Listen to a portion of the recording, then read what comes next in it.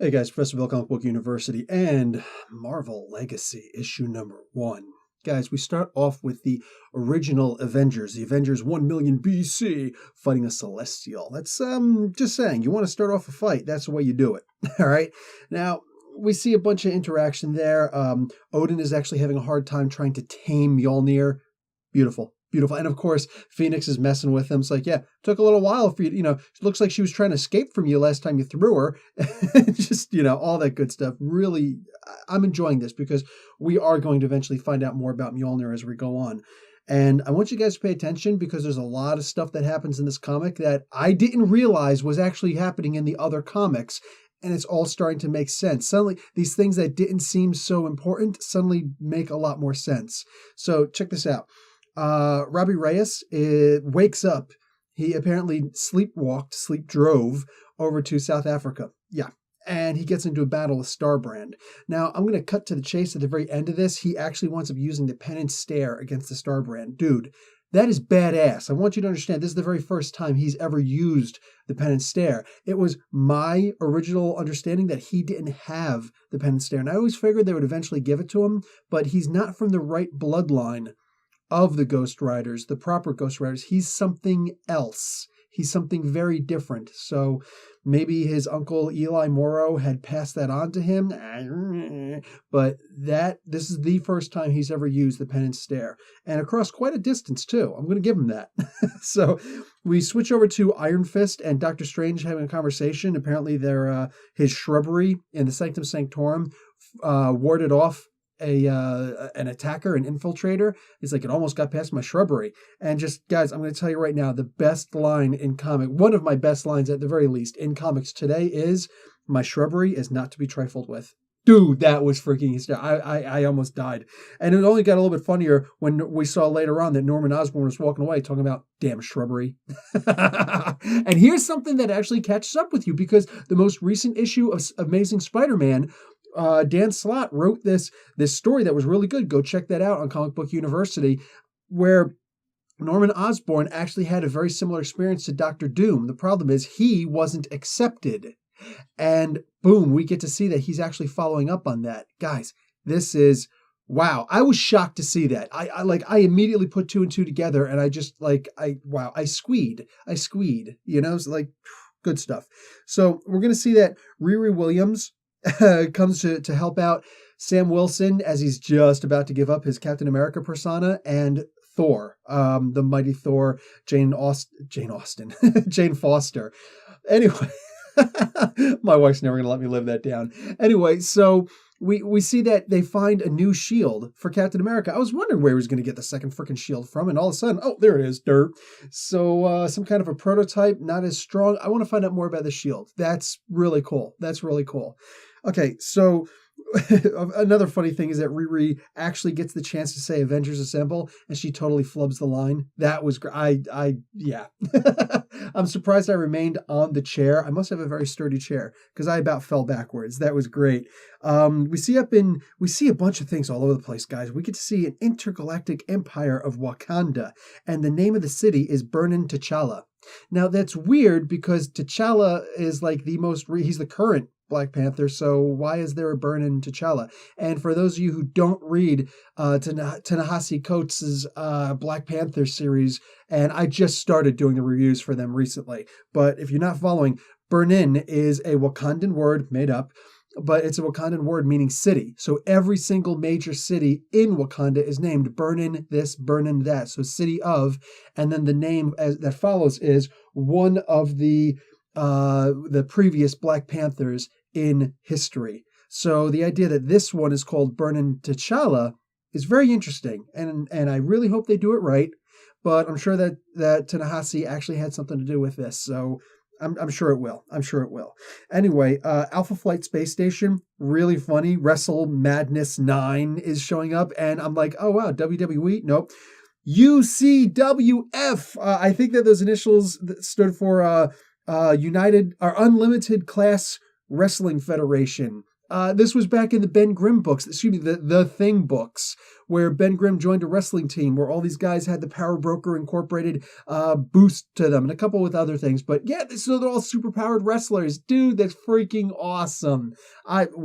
Wow, they're really bringing it back, guys. We also get to see Ben Grimm and what's his face? Damn it, Johnny Storm. There's his name.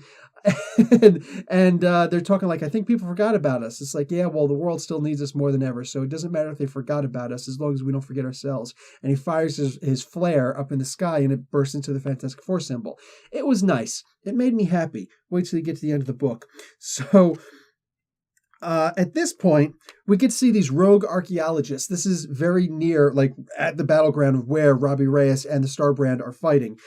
And these rogue archaeologists go down and they find the Celestial that Odin and the original 1 million BC Avengers were fighting. And holy crap, it's still alive. I figured that much, but still. And it's summoning for the final host. Yeah. Just in case you're not familiar with the histories of the Celestials, let me just give you this one bit of understanding. When the final host comes, that's where the final judgment comes. So all the different Celestials come down to the Earth or to whatever planet that they're going to judge.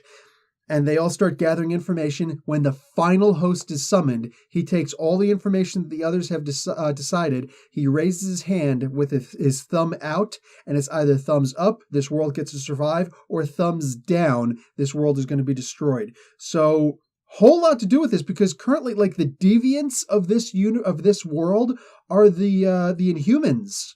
So so I wonder if that means that the not the new gods, what the hell are those things called?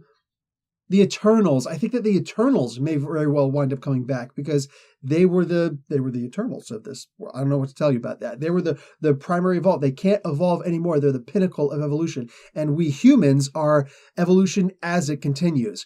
Mind you though, I actually did make a brief mistake, and I'm sure there's a bunch of people screaming at me and punching their computers. Allow me to correct my mistake. Mutants are technically considered the deviants of society. But the Inhumans were manipulated. They're something completely different. They were manipulated by the Kree, who were themselves manipulated. So yeah, dude, so much of the Marvel Universe coming together, folding in on itself right now. We're going to get some explanations for things that we never thought that we needed explanations for necessarily. And I'm kind of excited with where they're going on this. So back to Riri and Thor and Captain America about to become the Falcon again, Sam Wilson. I love that Riri says at one point that, oh yeah, man, this is 2015 tech. It's like antiquated. So if you want, I can actually do some repairs on it. And wow, what a way to make all of us feel old when you say something from 2 years ago is antiquated. That's, yeah. Oh yeah, this is Marvel trolling the people who don't like Riri because let's face it, if you want to make an old fan feel really old, I'll give you an example. My son my 4-year-old just called me old yesterday. Tomorrow when he wakes up in the hospital, he'll understand his mistake. I'm of course joking. The doctors actually don't expect him to wake up until mid next week at the earliest. Anyway, so. The Loki wound up sending the Jotun, these are miniaturized, like dwarf Jotun, to come and retrieve something, this one unmarked thing in S.H.I.E.L.D. as it's about to get closed down. So you see how everything's folding in on itself? Mind you, Captain America is out there someplace. He's in a diner. He's always in a diner with his motorcycle. Kind of reminds me of that Clint Eastwood movie, Heartbreak Ridge. Just fantastic movie, but more on that later. Actually, no, I'm ignoring it from this point on. So the Jotun go there to try and retrieve this thing, and as it turns out, it's an Infinity Gem. They don't find out about that until much later because they go all the way out, to this area to get this, and they get beaten up. And one of these Jotun, this one freaking knucklehead who keeps on saying his name over and over again, and he's like, "Oh yeah, man, forget it, dude, I got it." And he starts leaving. He's gonna go back, and he's like, "Loki, open the portal!" And he sees this bright light show. He's like, "Finally!" And nope, he gets hit by a truck. Now here's the funny thing: he gets hit by a beer truck. Now anybody who's paying attention from the beginning of this comic knows that there was a beer truck following the military regime that was going to provide backup at S.H.I.E.L.D. HQ, whatever, maybe it wasn't HQ, whatever, this S.H.I.E.L.D. facility that had all of these cataloged devices that could end the world. So they were like, yeah, listen, we're late because there was a beer truck following us. The one guy's like, I'm positive was following us. They're like, yeah, you're joking. You're full of it. It's like, it's a beer truck. Come on. Well, here's the beer truck. So here it is coming around again. And guess who's driving the truck? I'll give you a hint, because Jean Grey, young Jean Grey, obviously, who the Phoenix, rising from the ashes and being reborn over and over again, and that's her past, her present, and her future. This is in the book. She goes up to Canada to visit an old friend, and it turns out it's Wolverine. James Howlett, our era Wolverine. She goes up there. Yeah, that was the big reveal. And yes, I saw this. I'm sure anybody who wanted to see these spoilers, you saw it too. But Wolverine is back. He broke free from the adamantium some way, somehow, whatever. He found out, knew, he's old, he knows about all this stuff. He probably planted it there, this one particular Infinity Gem. And he just went and he found this Infinity Gem at this point. And more crossover, because here's the Guardians of the Galaxy, like, oh, another Infinity Gem just popped up. Haha.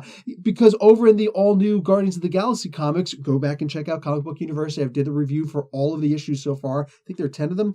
Anyway, they're out there trying to find the Soul Gem at the very least, and they're probably going to wind up finding all of the Infinity Gems. Guys, this is, I'm out of breath at how damn good all of this is. Oh, also Loki wound up forgetting about those Jotun because something else popped up. Namely, he found out about the Celestial. And when the Celestial says, summon the fourth host, he says, yes, let's. So this Celestial was incapacitated, was incapable of doing that, but Loki is not incapable of doing that. So he's going to make sure this happens. So guys, this was a really awesome thing. I'm about to tell you my grade for this comic right now, and then if you don't want the final page spoiler because you haven't read the comic yet, turn the video off immediately because I'm going to tell you what the final page spoiler is. Boom. Like, this comic was beautiful. It was effing amazing. It was awesome. I loved it. And mind you, I don't do these reviews. I do the reviews for everybody, but when I read the comics for me. So I was very happy with what I read here. This was great. I think that anybody who had a problem with Civil War, Secret Empire, I think that a lot of this should, maybe, possibly, who knows, with skeptics, could possibly really enjoy this particular comic. I liked it. I'm giving this an A+. This was, wow. This is like one of the first comic books. This is the first comic book I read coming back from the comic book store. And I want to be able to say, oh yeah, man, forget about it. This is my pick of the week, but I haven't read pretty much anything else yet. And yeah, aside from the digitals that I did this morning, this is at the very least a contender, a heavyweight contender for my pick of the week. This is an effing awesome comic. Okay, here comes the final page spoiler. We see some explorers around a universe looking around. These two kids, turns out it's actually Franklin and Valeria Richards. Now, I don't think this has anything to do with the Doctor Strange and the Sorcerers Supreme. Sorcerers, that's plural, Supreme. Go check out Comic Book University's reviews for that.